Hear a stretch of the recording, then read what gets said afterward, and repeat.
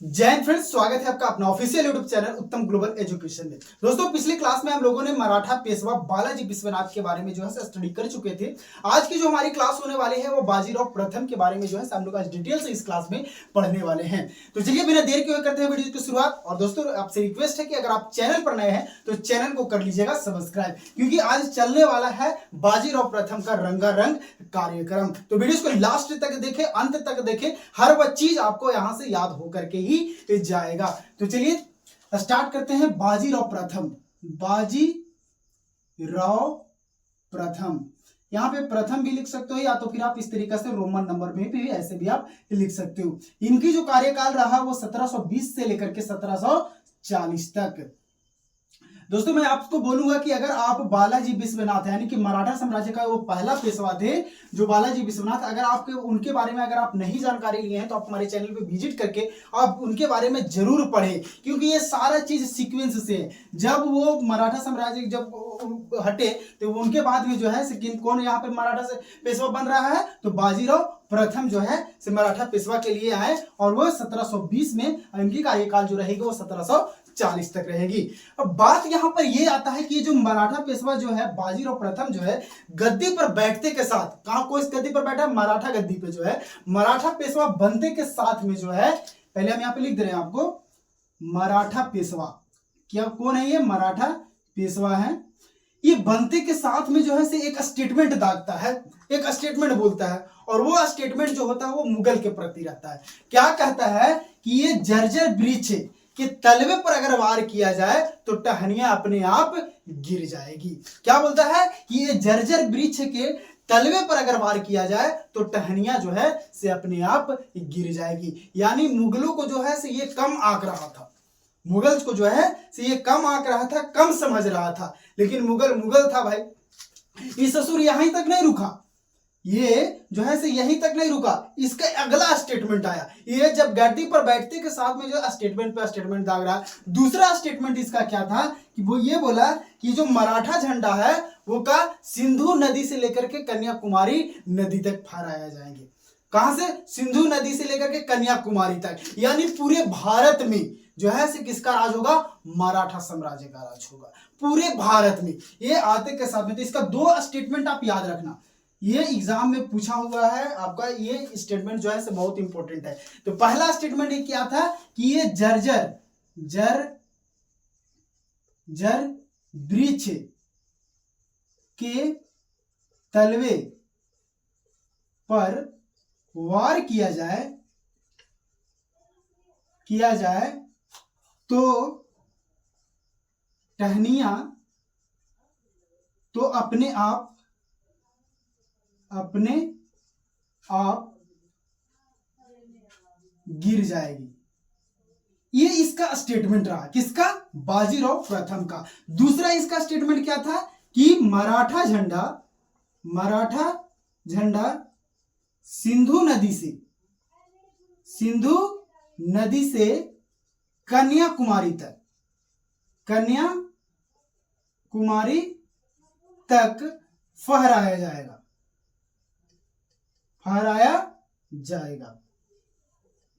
अब ये ससुर इतना बड़ा बड़ा आया और स्टेटमेंट दाग दिया। इससे जो था से आसपास के क्षेत्र, आसपास के राजाओं जो है से बोले अरे बाबा ये तो बड़ा खतरनाक पेशवा है भाई, इसको तो ये यानी कि पावरफुल, अपने आप को पावरफुल दिखाने के लिए जो है ये ससुर इतना तगड़ा स्टेटमेंट दागा था। अब इसी में जो है इसी के समय जो है वो बुंदेलखंड के राजा छत्रसाल, कौन? बुंदेलखंड के राजा जो है वो छत्रसाल थे। छत्रसाल कहां के शासक थे? ये बुंदेलखंड के।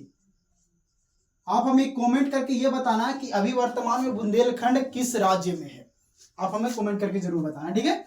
तो ये बुंदेलखंड के राजा जो थे कौन था? वो छत्रसाल। इस समय जो है सब परेशान ये बेचारा चल रहा था आसपास के क्षेत्रों से, आसपास के शासकों से जो है ये परेशान चल रहा था। कौन? छत्रसाल। अब ये छत्रसाल के नजर पड़ा किसके पर? बाजीराव प्रथम के पर, क्योंकि ये बड़ा डेंग हाँक रहा था, बड़ा ये बात बोल रहा था। तो इसको लगा कि ये हमको जो है कौन? छत्रसाल को लगा कि बाजीराव प्रथम तो हमको जरूर मदद करेगा। भरोसा जताया ये इसने, और ये जो है से मदद के लिए पहुंचा किसके पास, बाजीराव प्रथम के पास। अब ये मदद का गुहार लगाया किससे, बाजीराव प्रथम से। कौन, छत्रसाल, बोला कि आप हमें मदद कीजिए।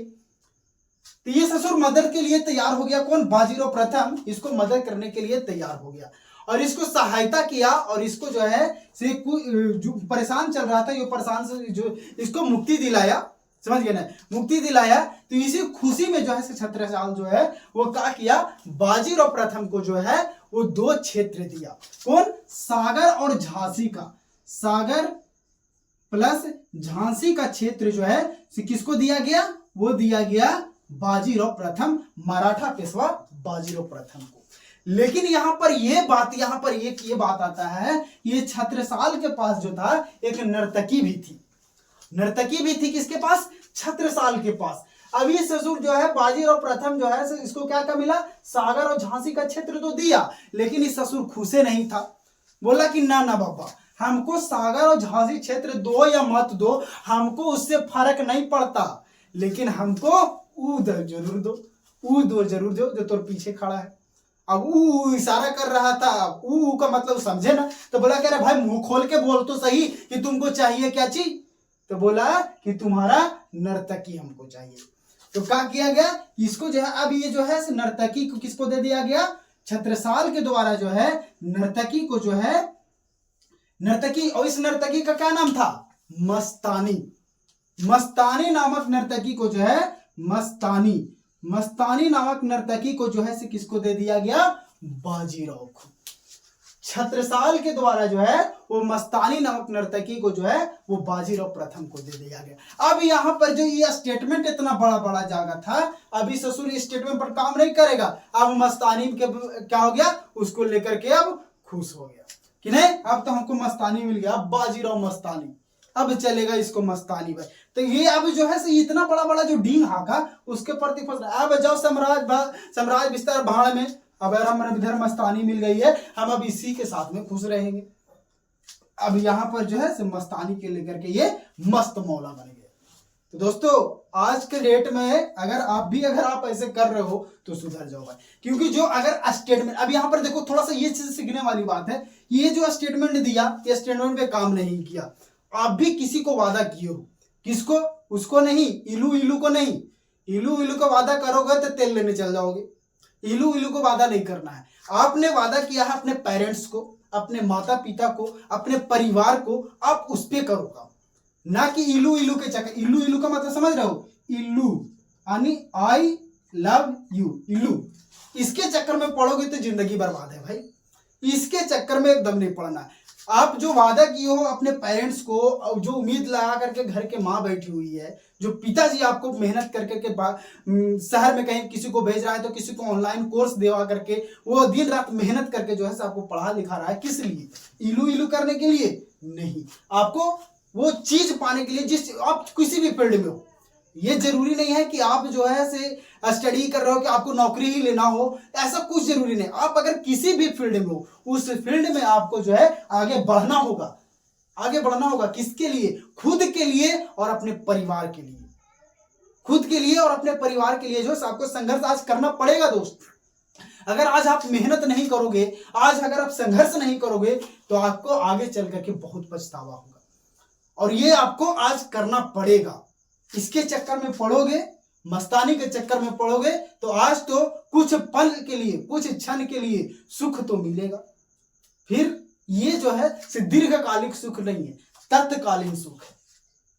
आज तो लहरिया काट मार लोगे, आज तो जो है बोतल में स्ट्रोक डाल करके जूस तो पी लोगे, लेकिन जिंदगी भर नहीं चलेगा ये। जब तक माँ बाप का सपोर्ट है तब तक चलेगा, सपोर्ट हटा तो फिर क्या करना पड़ जाएगा, वही करना पड़ जाएगा जो आप सोच रखे। लास्ट में दिल्ली, मुंबई, पटना, ये सब करना पड़ जाएगा। तो ये सब करना छोड़ो, और जो है हमारा जो है वो क्या है, फोकस होना चाहिए अपने स्टडी पे, अपने वर्क पे। तो ये जो हमारा रहा था, क्या रहा था, बाजीराव प्रथम के बारे में रहा, जो हम लोग डिटेल से इसमें पढ़े। नेक्स्ट क्लास में जो है हम लोग नेक्स्ट पेशवा के बारे में पढ़ेंगे। तब तक के लिए जय हिंद, जय भारत। फिर मिलते हैं नेक्स्ट क्लास में।